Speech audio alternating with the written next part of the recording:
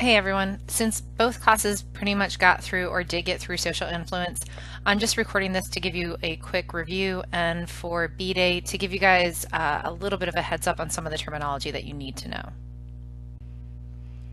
So we talked about social influence, the fact that none of us escape it, peer pressure, or the fact that we're aware that other people are aware of our actions, whether it's conformity or obedience, whatever we're going to talk about, there is going to be outward influence on our behavior. So we talked about conformity and obedience, just again, an overview of that. The chameleon effect is our natural mimicry. Mirror neurons are involved in this, so these cells that are actually in our cerebral cortex that allow us to feel like we're taking on the same behaviors of others.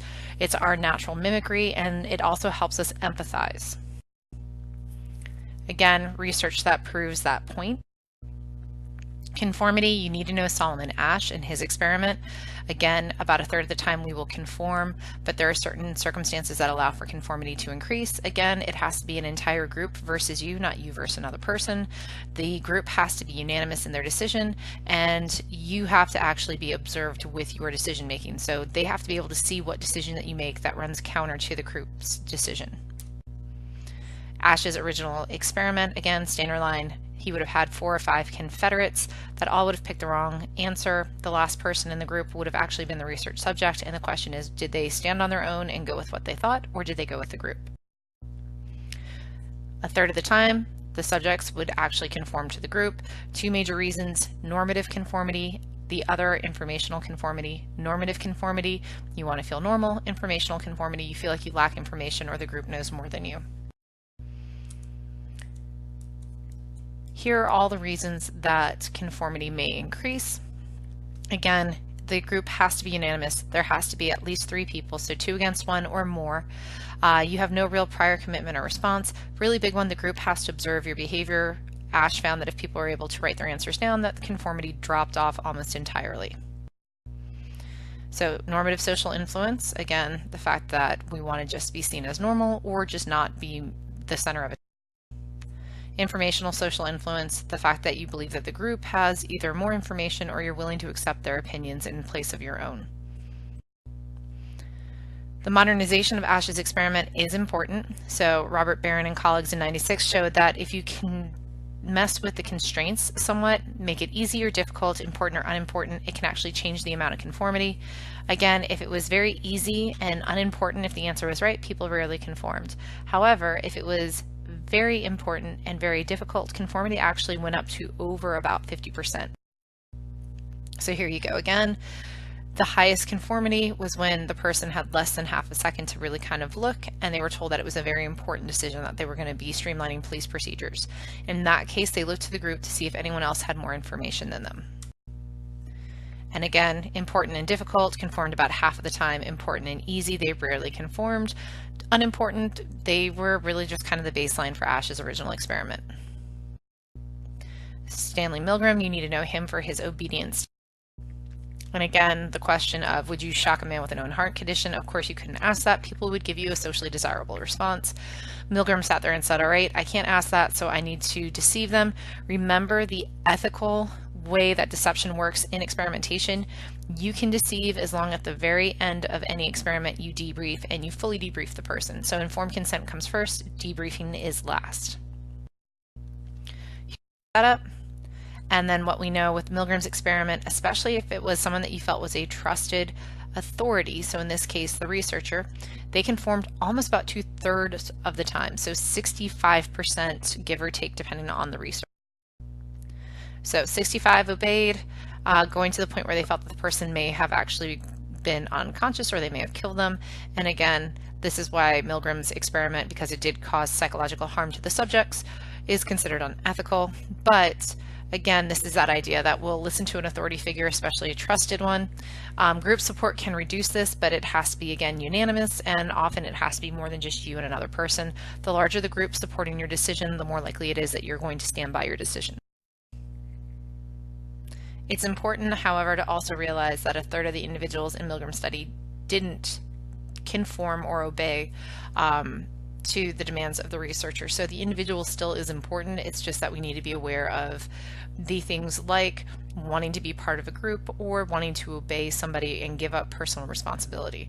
Those can influence our decisions.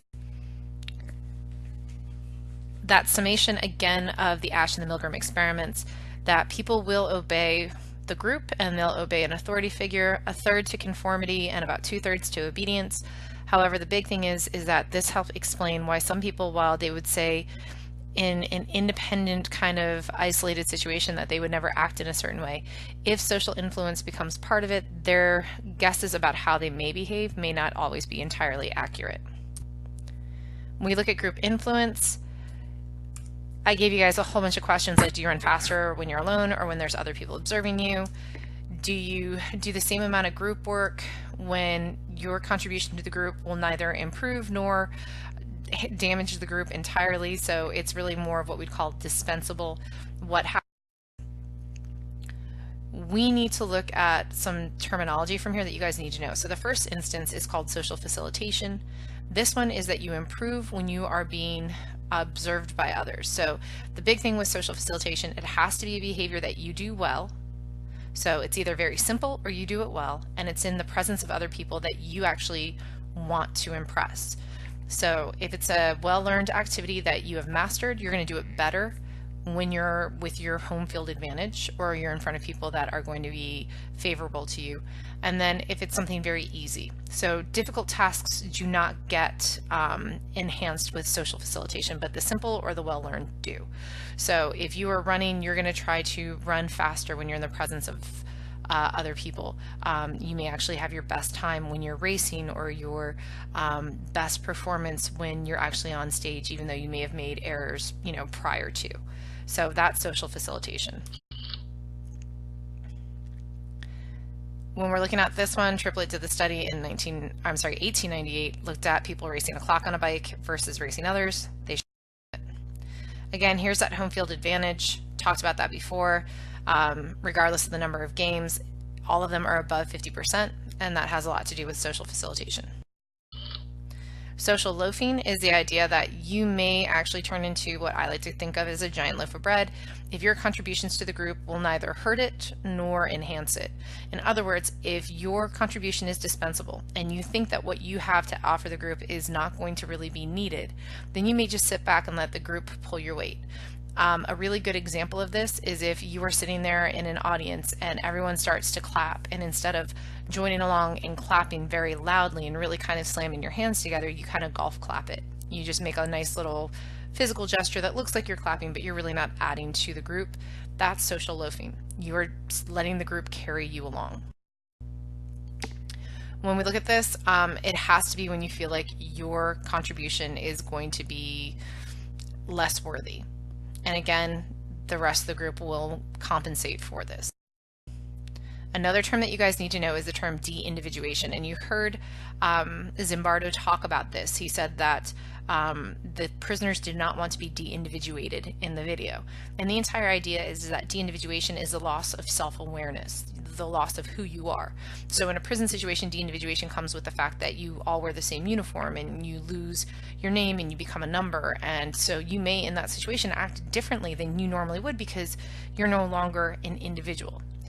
The other way that we look at de-individuation is when people lose their sense of awareness, their self-awareness, their self-restraint, and act differently they would in a group situation because they can feel anonymous. So this is mom mentality, or people who might never do something bad, but once they're in a large group feel like because they can be lost in the group, their behavior, it won't be noticed. Group polarization is a term that happens all the time on the AP exam. It is a really important term for you guys to know. It will show up, I guarantee you. Group polarization. This entire idea that prior to group discussion, you have an opinion. And let's say we're talking about something that is a hot button topic. So you're talking about gun rights. Now, whether you are for more gun laws or you are for less restrictive gun laws, either way, let's say you go into a discussion and you are pro-gun law, and you're sitting there and you're talking to people who are also pro-gun law. Through group discussion, that group will enhance its pro-gun law stance. Take another person and they go into a group and they are for maintaining the gun laws as they are, or for least restrictive gun laws. And everyone in that group is already talking about it. And so that group will actually become more polarized, more like-minded around that single topic. So when we talk about group polarization, it's that there's a better spread prior to discussion of opinions within groups, but once the groups are allowed to talk, the really extreme ideas kind of go out, whether they're weak or they're actually, truly extreme, and they all kind of polarize to kind of a similar mentality. If you wanted to do this with numbers, let's say people in a group had a range of opinions that spread from 1 to 5. And let's say you had a 1, a 2, a 2, a 3, a 4, and then, maybe a 5. All of a sudden, as the group discussed or has their discussion, not everyone's going to go to a 5. And not everyone's going to go to a 4, but the more they talk, the 1s, the 4s, the 5s, the 2s, they're going to start to balance each other out, and they're probably going to polarize somewhere around a 3 for that one topic. So they're going to become more like-minded. The attitudes are going to become strengthened. The biggest thing with this term is the idea that there must be a discussion amongst the group members. There has to be group discussion. Here we're looking at it with high prejudice. So let's say you had 10 people come together and they are very much part of a high prejudicial group, and they're talking about how a certain group of people are bad. And then you have another group of people who are from a very low prejudicial group, and they talk about how increasing diversity is really good. In each of these groups, after group discussion, the group becomes more enhanced and more consolidated in their opinions. So the low prejudice group, the people that were maybe a little more prejudiced, but still on the low prejudice side, they become even more open-minded or diverse, or whatever the group discussion is towards. And the high prejudice group, they're going to show an increase in the ideas about what groups are bad and who they don't like, and they become even more prejudiced. A term closely related but different is a groupthink. So group polarization, through group discussions, groups' opinions become more polarized, they become more unanimous, and they become strengthened. Groupthink has to do more with group harmony. So to prevent any disharmony in the group, to prevent anyone from feeling bad, everyone says yes. And this is without group discussion. The Bay of Pigs is what Irving Janis looked at for this, and they may actually use that in the questions as a way to kind of point to you that it's going towards groupthink. But it was this idea that nobody wanted to tell President Kennedy that they disagreed, even though they had personal reservations. And since it seemed like everyone else was agreeing, you didn't want to be the one person that said, this might be a bad idea. So everyone, despite their personal reservations, to maintain group harmony, say yes. And again, it's a faulty decision-making process based on groups. Sometimes it can be caused by polarization, like extreme views, but really it's the idea of cohesion in the group. The group wants to stay kind of tight-knit. No one wants to be a naysayer. One of the last terms you need to know, self-fulfilling prophecy. So a prophecy is prediction about what will happen in the future. Self-fulfilling, it's your prediction that you will ensure that comes true. So it occurs when one person's belief about others leads them to act in a way that confirms that. So I sit there and I go, I don't think that person likes me. In fact, I know they don't. And so I avoid that person, and then I sit there and say, see, that's how I know that person doesn't like me. They never talk to me. Well, of course they never talk to me if I avoid them. I could do something like, I'm going to fail this test, so I don't study for the test. I have just made it impossible for me to do well on the test because I haven't studied. So I've confirmed my own prediction. That's a self-fulfilling prophecy. And then the last thought to leave you guys with is that the power of the individual is still important in psychology. Social psychology talks about social influences, but there is still a tremendous amount of self-directed behavior and choice. So it's not that the social influence is the only thing, which is why we have so many other branches of psychology.